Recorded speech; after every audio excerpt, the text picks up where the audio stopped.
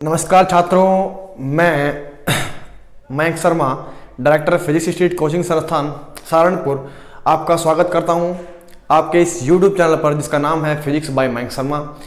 आशा करता हूं कि आप लोग स्वस्थ होंगे और अच्छे से आपकी तैयारी भी चल रही होगी।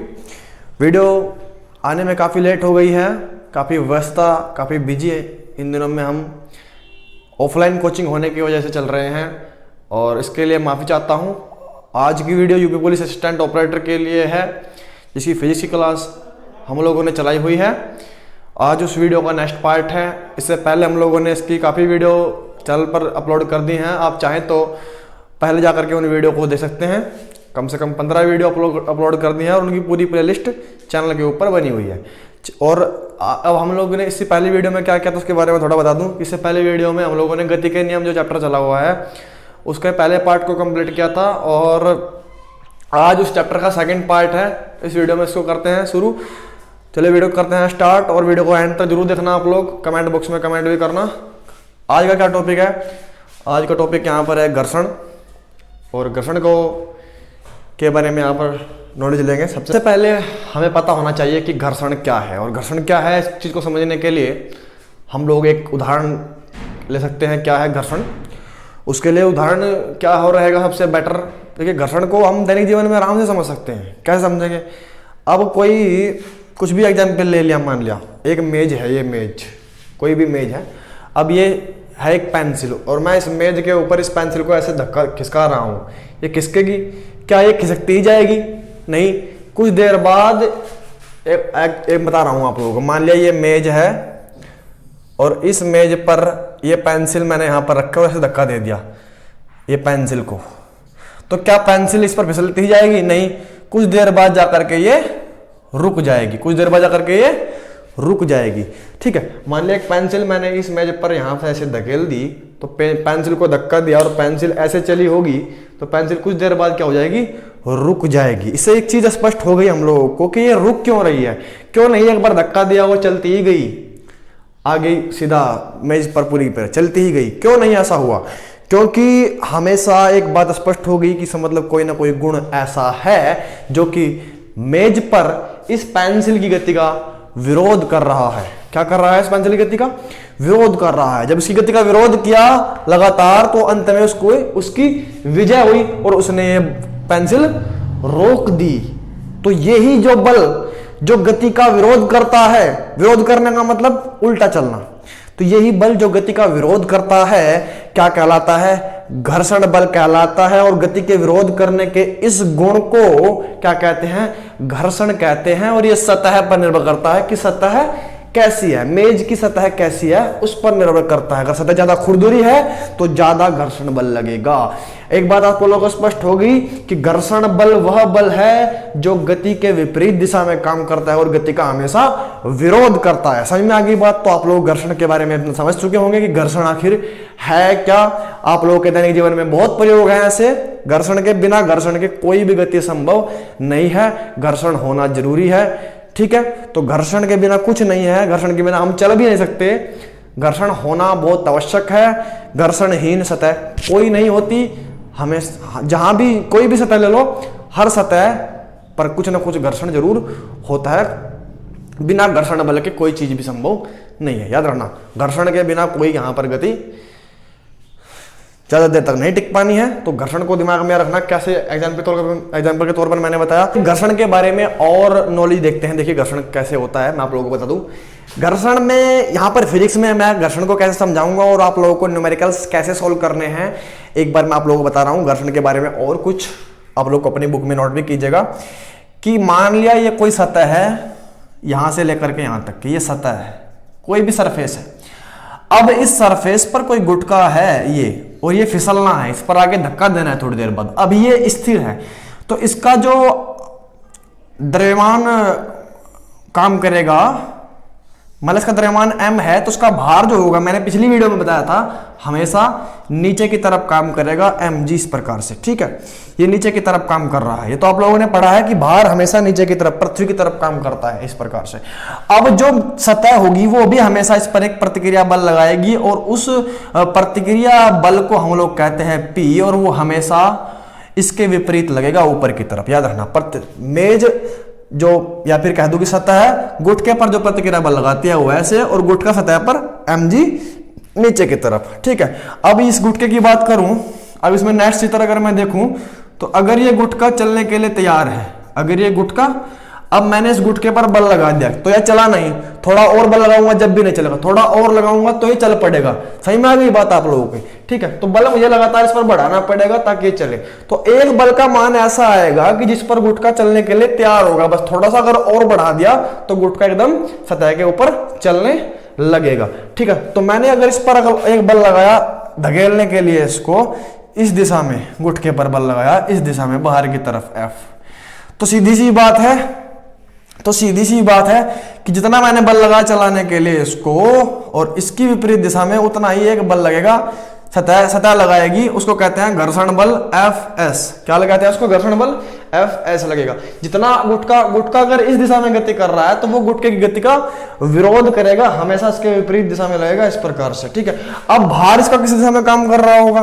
भार उसका उसी दिशा में काम कर रहा है जहां पहले था mg, लेकिन इस बल के लगने से क्या हुआ, जैसे ये बल लगा तो ये जो प्रतिक्रिया है अपना P, ये प्रतिक्रिया जितना आगे की तरफ खींचूंगा उतना ही पीछे झुकते जाएगी। तो एक निश्चित समय पर आकर के ये इस प्रकार से ये ऐसे जो है वो ये जो है झुक गई, P ऐसे झुक गई।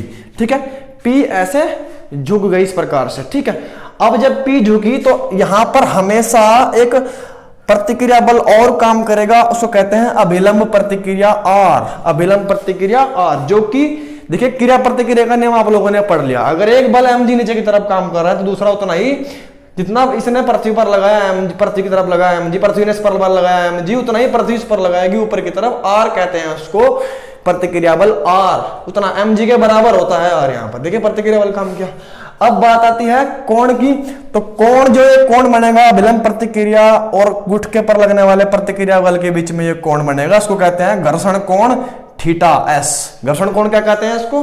Theta S. तो ये सारी चीज आप लोग समझ लीजिएगा एक बार कि अगर मैंने घर्षण F बल लगाया इस दिशा में तो घर्षण बल हमेशा गति का विरोध करेगा, यानी कि ये कहेगा कि रुक जा, पीछे की तरफ ऐसे काम करेगा Fs। ठीक है, भार इसका नीचे की तरफ काम कर रहा है और पृथ्वी की प्रतिक्रिया बल ऊपर की तरफ इस प्रकार से, और जो गुटके सतह द्वारा गुटके पर लगने वाला प्रतिक्रिया है P, वो इस प्रकार से काम कर रहा है। ये चित्र आप लोगों को समझ में आ गए होंगे कैसे, और जो प्रतिक्रिया बल और इसके बीच में अभिलंब प्रतिक्रिया और गुटके पर प्रतिक्रिया के बीच में कोण बना, इसको कहते हैं थीटा। देखिए आप लोगों ने ये चित्र दोनों समझ लिए होंगे, नोट कर लिए होंगे। अब अगला को देखते हैं, इसमें क्या है कि अगली चीज मैं आप लोगों को बता देना चाहता हूं, उसको मैं हटा रहा हूं थोड़ा सा। देखिए क्या होती है नेक्स्ट बात, इसमें मैं आपको बता दूं।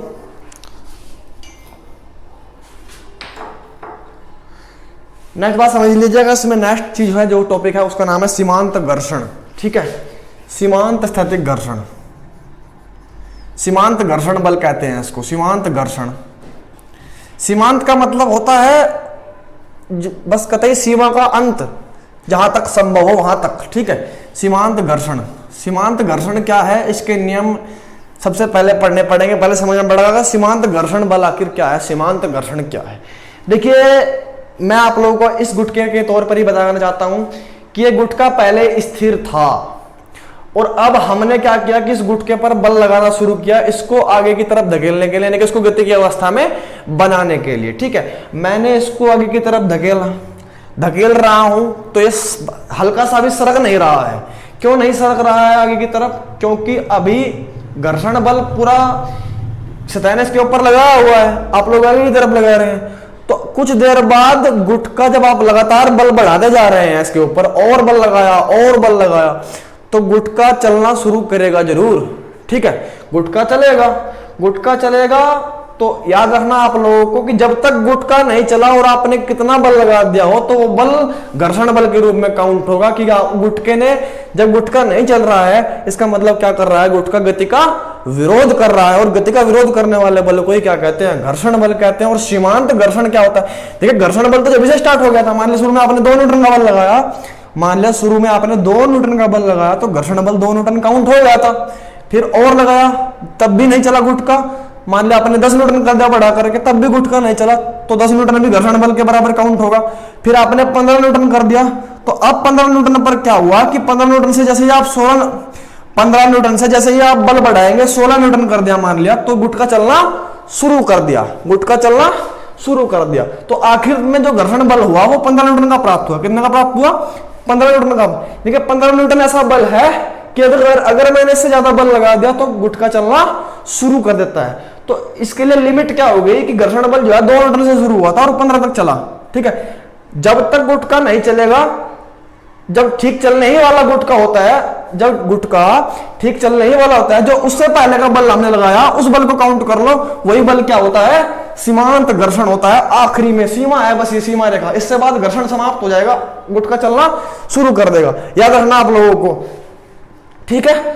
तो सीमांत घर्षण क्या है कि जब गुटका चलने से ठीक पहले वाला, जब गुटका ठीक चलने ही वाला होता है, तो जितना बल लगाया उससे पहले हम लोगों ने, वो बल किसके रूप में काउंट होता है? सीमांत घर्षण के रूप में काउंट होता है। और सीमांत घर्षण को एफ से रिप्रेजेंट करते हैं, एफ स्थैतिक घर्षण बल, सीमांत स्थैतिक घर्षण बल। याद रखना आप लोगों को, ये चीज आप लोगों ने नोट कर ली कि सीमांत घर्षण बल जब चलने वाला होता है, जो है सीमांत घर्षण बल के उस अधिकतम मान को, कि जब गुटका चलने वाला होता है तो उस अधिकतम मान को क्या कहते हैं? सीमांत घर्षण बल के उस अधिकतम मान को, कि जब गुटका ठीक चलने ही वाला होता है तो क्या कहते हैं? सीमांत घर्षण बल कहते हैं। ठीक है, यह पॉइंट नोट हो गया। बात आप लोगों के समझ में आ गई होगी कि घर्षण बल का वह अधिकतम मान कि जब गुटका ठीक चलने ही वाला होता है, ठीक उससे पहले के मान को क्या कहते हैं? सीमांत घर्षण बल कहते हैं। और सीमांत घर्षण बल को एफ से रिप्रेजेंट करते हैं, एफ से। अब इसके सीमांत घर्षण के कुछ नियम हैं, सीमांत घर्षण के कुछ नियम हैं। तो नियम नंबर 1 क्या है वो आप लोग अपनी बुक में नोट करना, कि जो सीमांत घर्षण बल है, मैं बोलकर बता रहा हूं आप लोगों को, कि जो सीमांत घर्षण बल है वो तलों के चिकनेपन और उसके खुरदुरेपन पर निर्भर करता है। याद रखना, सीमांत घर्षण बल जो है वो किन बात पर डिपेंड करेगा? वो सिर्फ एक ही बात पर निर्भर करेगा कि तल कितना चिकना है और कितना खुरदुरा है। सिर्फ इस बात, अगर चिकना है तल तो कम घर्षण, सीमांत घर्षण बल होगा, कम बल लगाना पड़ेगा चलाने के लिए। और अगर तल खुरदुरा है तो सीमांत घर्षण बल का मान क्या रहेगा? अधिक रहेगा। याद आप लोगों को रखना, यानी कि सीमांत घर्षण बल तलों की प्रकृति पर निर्भर करता है कि तल कैसा है, संपर्क तल कैसा, संपर्क तल यानी कि गुटके और उसके बीच में जो संपर्क तल है ये केवल इस पर निर्भर करेगा। बाकी तो तल है ही, इस तल पर निर्भर करेगा, संपर्क तल पर। संपर्क तल की प्रकृति कैसी है, यह उसके खुरदरेपन और उसके चिकनेपन पर निर्भर करेगा। दूसरी बात क्या होगी कि ये किस बात पर निर्भर नहीं करता, ये कभी भी संपर्क तल के क्षेत्रफल पर निर्भर नहीं करता कि उसका क्षेत्रफल क्या है। ठीक है, याद रखना आप लोगों को। मान लिया, मैं आप लोगों को इस पॉइंट को समझाना चाहता हूं कैसे, कि मान लिया गुटका, एक छोटा गुटका, तो इसका क्षेत्रफल कितना हो गया संपर्क का? केवल इतना क्षेत्रफल आया, ये यहां से लेकर के यहां तक का ये क्षेत्रफल, इतना सा क्षेत्रफल। अब कोई बड़ा गुटका है, इसका संपर्क का क्षेत्रफल जो है वो ज्यादा है। ये देखिए इतना बड़ा है इसका संपर्क क्षेत्रफल, छोटा इसका संपर्क मतलब जहां ये टच कर रहे हैं, जितने हिस्से को उसने टच किया वो क्षेत्रफल कितना है। तो ये संपर्क क्षेत्रफल क्या है? इसका ज्यादा, इसका कम। तो इसका मतलब ये नहीं होगा कि इस पर ज्यादा घर्षण बल लगेगा। ठीक है, इस पर ज्यादा घर्षण बल लगेगा, इस पर कम लगेगा, बिल्कुल नहीं। घर्षण, अगर सतह दोनों की समान है, इसी सतह पर ये है और इसी सतह पर ये है, तो घर्षण बल कभी भी बराबर लगेगा इनके दोनों के ऊपर। घर्षण बल हमेशा कभी भी इस क्षेत्रफल पर निर्भर नहीं करता, वो हमेशा चिकनेपन और खुरदरेपन पर याद रखना निर्भर करता है। वो क्षेत्रफल पर निर्भर नहीं करता, वो ए पर निर्भर नहीं करता। पहला नियम इसका जो है। अब बात करते हैं इसके दूसरे नियम की। नियम नंबर 2 क्या है इसका? नियम नंबर 2 इसका क्या कहता है मैं बताता हूं आप लोगों को, कि नियम नंबर 2 कहता है कि जो दिए हुए तल है उसके लिए जो सीमांत घर्षण बल का जो मान होता है एफ, वो संपर्क तल के जो है स्पर्श रेखा होता है। देखिए कैसे है, मान लिया कि ये इस प्रकार से गुटका इस तल पर गति करेगा, बिल्कुल वही चित्र है, सेम टू सेम। एफ यहां पर लगा, तो जो संपर्क का जो तल है, यानी कि ये वाला तल बस यहां से लेकर के यहां तक का जो घर्षण बल लगेगा उसकी स्पर्श रेखा के रूप में इस बल के हमेशा विपरीत लगेगा। एफ के हमेशा क्या लगेगा? विपरीत। संपर्क तलों के जो है वो स्पर्श रेखा होता है और लगने वाले बल के विपरीत काम करता है हमेशा। गुटके की गति की दिशा का क्या करता है, अगर गुटका इस दिशा में गति कर रहा है तो घर्षण बल उसके हमेशा विपरीत लगेगा। क्या यहां पर लगेगा, नहीं, यहां पर कभी नहीं लगेगा। जहां पर संपर्क तल होगा उसके स्पर्श रेखा लगेगा इस प्रकार से। तो ये 2 पॉइंट नोट करना। और तीसरा नियम क्या बताता है, तीसरा नियम बताता है कि इसका मान कितना होता है, इसका मान होता है एफ बराबर म्यू एस इंटू आर। याद रखना आप लोगों को, एफ एस बराबर है म्यू एस इंटू आर।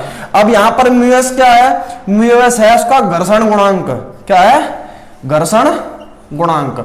अब ये घर्षण गुणांक क्या है, घर्षण गुणांक का मान हर सतह के लिए अलग अलग होता है। यह निर्भर करता है कि तल कितना खुरदुरा है और कितना चिकना। ठीक है, याद रखना आप लोगों को बात कि घर्षण गुणांक हर सतह का, मान लो सतह लकड़ी है तो लकड़ी के लिए घर्षण गुणांक का मान अलग होगा, लोहे के लिए अलग होगा, फर्श के लिए अलग होगा। वो न्यूमेरिकल में आप लोगों को जब आंकिक प्रश्न आप लोग करेंगे वहां पर दिया होगा कि म्यू एस का मान कितना होता है। आर आप लोग निकाल लेंगे कि एम जी के बराबर आर लगेगा ऊपर की तरफ। ठीक है, एफ एस भी आप लोगों को निकाल लेंगे फिर। तो ये फॉर्मूला रखना आपको घर्षण बल का कि एफ एस बराबर mu S R. Mu S इसमें घर्षण गुणांक है, ये घर्षण बल है और ये अभिलंब प्रतिक्रिया बल है।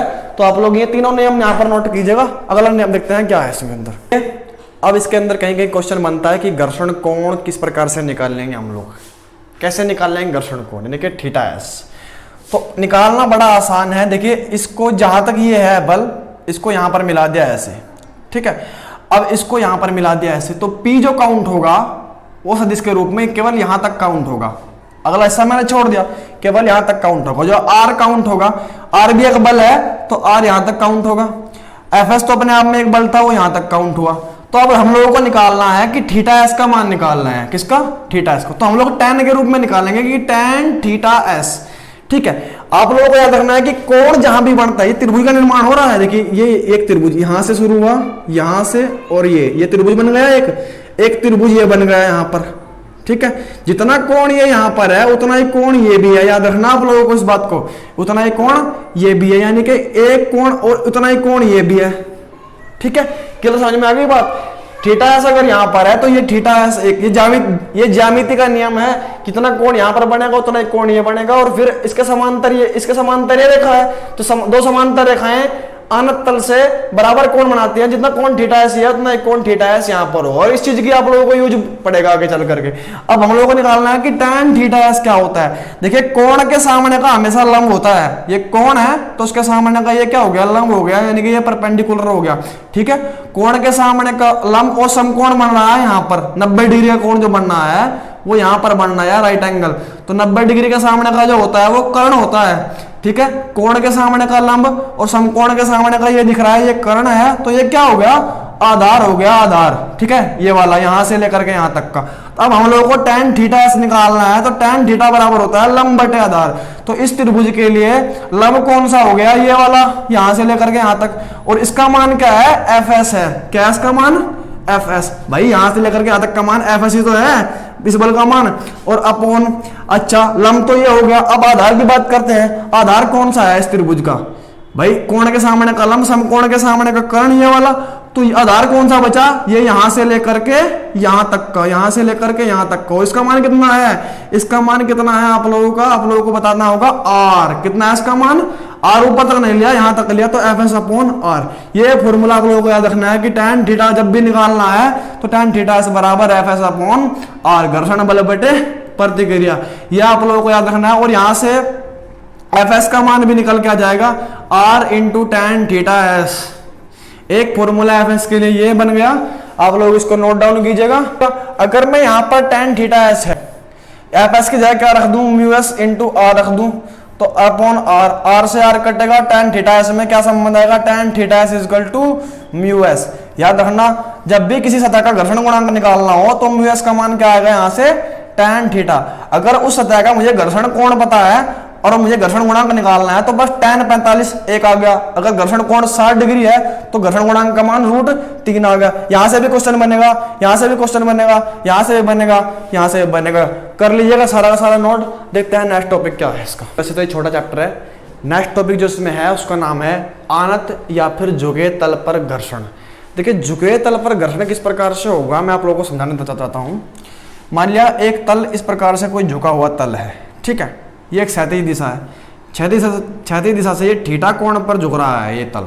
अब इस झुके तल पर थोड़ा और इसको थोड़ा इस प्रकार से झुकाता हूं। ये देखिए ये तल है कोई झुका हुआ थीटा कोण पर झुक रहा है यहाँ पर, ठीक है। अब इस तल पर कोई गुटका ऐसे फिसलना चाहता है तो क्या घर्षण बल काम करेगा? हाँ, क्योंकि ये चिकनातना नहीं है, घर्षण बल हमेशा लगेगा, चाहे कोई सी भी दिशा में गति हो तो घर्षण बल यहां भी लगेगा जो कि गुटके की गति का विरोध करेगा। गुटका किस दिशा में जाने वाला है? आप लोगों को पता है कि गुटका ढलान पर ऐसे ही है तो गुटका हमेशा इधर जाएगा ना भाई, गुटका हमेशा नीचे की तरफ ऐसे खिसकता हुआ नीचे की तरफ आएगा। तो जब गुटका की गति इस दिशा में है तो घर्षण बल हमेशा कहां काम करेगा? आप लोगों को पता है कि घर्षण बल हमेशा यहां पर इस तरीके से काम करने वाला है, स्पर्श रेखा, संपर्क तल के स्पर्श रेखा और गुटके की गति के विपरीत, तो इसको कहते हैं एफएस। यहां पर डायग्राम बनाना है, डायग्राम से आप लोग समझ जाएंगे जो असली बात होगी। अब बात आती है कि अभिलंब प्रतिक्रिया। अभिलंब प्रतिक्रिया इसके लंबवत हमेशा ऊपर की तरफ ऐसे काम करेगी, इसको कहते हैं आर, ठीक है। अभिलंब प्रतिक्रिया भार के विपरीत काम करती है, लेकिन यहां पर और मेथड है, देखिए कैसे। अब भार किस दिशा में काम करेगा? भार करेगा हमेशा नीचे की तरफ काम, वो भार ऐसे नहीं काम करेगा, कुछ लोग ऐसे बना देंगे, वो गलत हो जाएगा। भार को नहीं पता, भार तो हमेशा बिल्कुल एक सीध में नीचे की तरफ काम करेगा, ऐसे mg, इसको कहते हैं mg। इसका पूरा भार नीचे बिल्कुल सीध में ऐसे काम करेगा, mg। तो अब बात आती है यहां पर कि अब क्या होगा, इसके अंदर क्या होगा? अच्छा, किससे mg ने कितना कोण बनाया क्षैतिज से, वो कहां से काउंट होगा? mg यहां पर होना चाहिए था, mg यहां पर होना चाहिए था, लेकिन यहां से यहां ना होने की वजह से, क्योंकि गुटका तिरछा है, चूंकि गुटका क्या है, तिरछा है, तो mg यहां होना चाहिए था, लेकिन यहां नहीं हुआ। कहां चला गया? इतना कोण बना लिया इसने, यहां से इतना कोण बना लिया। तो गुटका जिस सीध से कोण बना रहा है उसको कहते हैं, यहां पर इसको कहते हैं थीटा कोण। कितना कोण? थीटा कोण। और इसने इस क्षैतिज से बनाया कोण यहां पर होना चाहिए था उसको, लेकिन यहां नहीं है, यहां से इतना कोण इसने डेवलप कर लिया, क्योंकि गुटका तिरछा रखा ढलान पर है, तो इसको कहते हैं mg। और इसने यहां से काउंट किया तो क्षैतिज यहां पर काउंट होगा उसके लिए, और एक इसका घटक बनेगा यहां पर। mg के दो घटक में mg को हम वियोजित करते हैं, दो घटक में तोड़ लेते हैं इसको, दो अवयवों में तोड़ते हैं। एक अवयव तो उसका क्षैतिज हो गया, क्षैतिज कौन सा होगा इन दोनों में से? वही होगा जहां से इसने कोण बनाया होगा। mg ने कोण कहां से बनाया है? इससे बनाया है ना, ये वाला ऐसे, ये ऐसे, तो ये इससे कोण बनाया है, तो कोण जहां से बनता है वो क्षैतिज होता है, इसको कहते हैं mg cos थीटा। और ये कौन सा घटक हो गया इसका? उर्दू घटक हो गया, इसको कहेंगे mg sin थीटा। क्या कहेंगे? mg sin theta. तो ये चित्र आप लोगों के समझ में आ गया होगा कि इस प्रकार से चित्र है। तो ये घर्षण कोण का भी काम करेगा थीटा, मैं आपको बताता हूं किस प्रकार से। तो ये चित्र समझ में आ गया आप लोगों को, mg cos theta, mg sin theta, इस प्रकार से काम करेगा अभिलंब प्रतिक्रिया, ऐसे है और ऐसे, ठीक है। अब बात आती है न्यूमेरिकल, कैसे किस प्रकार से इसके ऊपर बनेंगे। आप लोगों को बता दूं, जितना बल Fs लग रहा है इस दिशा में, उतना ही बल ये गुटका किस बल से लुढ़क रहा है? गुटका हमेशा एक बल, दो बल, तीन बल, चार बल, पांच बल दिखाई दे रहे हैं। गुटका अगर इस दिशा में जा रहा है तो कौन सा बल ले जा रहा है? mg sin theta. तो गुटके को ले जाने वाला बल mg sin थीटा है, यानी कि गुटके की जो गति है वो mg sin थीटा के कारण है, और गुटके की गति का विरोध कर रहा है fs। तो ये दोनों बल बराबर और विपरीत हैं। तो इसका मतलब क्या होगा कि अगर मैं fs में से mg sin थीटा घटा दूं तो 0 के बराबर आना चाहिए। किसके बराबर आना चाहिए?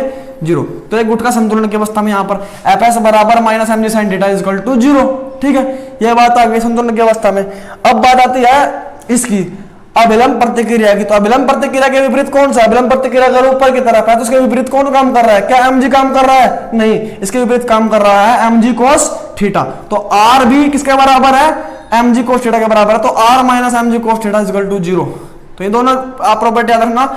इससे तो रिजल्ट निकल कर रहा है कि fs किसके बराबर है? mg sin थीटा के बराबर है। और इससे क्या रिजल्ट निकला कि r किसके बराबर है? mg cos थीटा के बराबर है। अगर आगे न्यूमेरिकल आएंगे तो आप लोगों को समझाऊंगा कि इस चित्र का कितना फायदा हमें होने वाला है अगर आप लोगों को ये चित्र समझ में आ गया है। आप लोग चित्र बिल्कुल सेम टू सेम बना लीजिएगा। ये इसका भार नीचे की तरफ काम करेगा हमेशा, और तब जब प्रतिक्रिया ऊपर की तरफ है तो इसके विपरीत कौन काम करेगा? इस भार का अक्षैतिज घटक इसके विपरीत काम कर रहा है, बिल्कुल इसके विपरीत है। बिल्कुल सीधा बनाना इसको ऐसे, ये बिल्कुल इसके जो है विपरीत काम करेगा mg cos थीटा, इस प्रकार से, ठीक है। इसके ये r ऊपर या इसके विपरीत ऐसे। अगर fs यहां से है, घर्षण बल यहां पर है, तो घर्षण बल के विपरीत कौन काम करेगा? इस mg का ऊर्ध्व घटक mg sin थीटा, fs के विपरीत mg sin थीटा और r के विपरीत mg cos थीटा, ठीक है। तो ये चीज आप लोग अपनी बुक में नोट करना।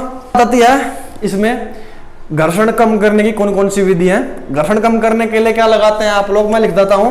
सबसे पहले ग्रीस का प्रयोग करते हैं, तो ग्रीस लगाकर घर्षण को कम कर सकते हैं। ठीक है, ग्रीस लगाकर घर्षण को कम करते हैं। इस न्यायकों का प्रयोग करके, इस न्यायकों का प्रयोग करके, इस न्यायक मतलब होते हैं लुब्रिकेंट्स, लुब्रिकेंट्स। ठीक है, लुब्रिकेंट आप लोग अपने इसमें डालते हैं ना, जिसको मोबिल ऑयल कहते हैं। उसमें जैसे आप लोग मोटरसाइकिल की, ट्रैक्टर की सर्विस करवाने के लिए गए तो उसमें तेल पड़ता है एक, उसको मोबिल ऑयल तेल कहते हैं, उसका नाम होता है लुब्रिकेंट। क्योंकि जो इंजन के पार्ट है अंदर वे घर्षण करते हैं आपस में और जल्दी घिस जाएंगे, तो घर्षण से होने वाली हानि से बचने के लिए क्या करते हैं हम, असंयकों का प्रयोग करते हैं, लुब्रिकेंट्स का प्रयोग करते हैं। इंजन में इंजन ऑयल डालते हैं। ठीक है, तो ग्रीस लगाकर स्नेकों का प्रयोग करके, उसी चीज जैसे कि बॉल बेयरिंग का प्रयोग करके बेयरिंग लगाते हैं।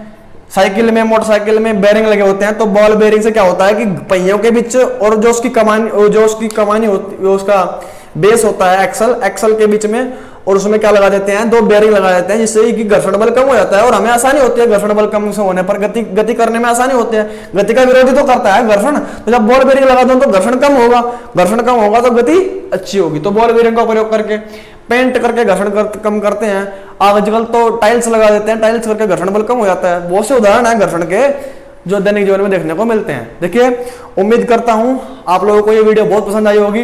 वीडियो को लाइक करें, चैनल को सब्सक्राइब भी कर लें और अपने दोस्तों के साथ इस वीडियो को शेयर करें, और अधिक से अधिक हिंदी मीडियम के स्टूडेंट्स तक ये वीडियो पहुंचाने का काम करें, ताकि यूपी पुलिस असिस्टेंट ऑपरेटर का कोर्स जल्द से जल्द कंप्लीट हो सके। आप लोग देखेंगे तो मुझे मेरे अंदर इतना जोश बना रहेगा। और वीडियो को देखने के लिए बहुत बहुत धन्यवाद। चैनल को लाइक शेयर सब्सक्राइब जरूर करें। कमेंट बॉक्स में कमेंट करना ना भूलें। Thank you.